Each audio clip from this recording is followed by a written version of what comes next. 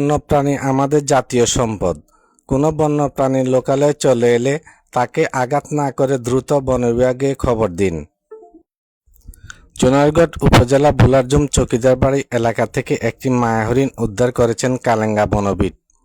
জানা যায়, সিলেট বিভাগের বিভাগীয় বন কর্মকর্তা জনাব আব্দুর রহমান মহোদয়ের নির্দেশনায় কালেঙ্গা বিটের বিট কর্মকর্তা আবদুল্লাহ আল আমিন দ্রুত ঘটনাস্থলে পৌঁছান।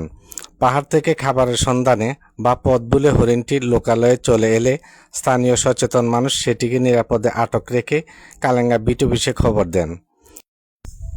আসসালামু আলাইকুম। আমি এলাম নিঃস্বর্গের লোক, সিবিজির পেট্রোল বাড়ির লোক। আমি একটা ওরিং বুলার রুম এলে হারমাইয়ে ওই বকরির সাথে গাছ খাইতেছে। ভাবলি দৌড়া খবর দিছে। আমিও খবর পাইয়া বিটি অফিসার সাহেবরে আমি খবর দিছি, ওই বিলিজার লইয়া গিয়ে উদ্ধার করে আনছি না, মনে হয় বন সারবা।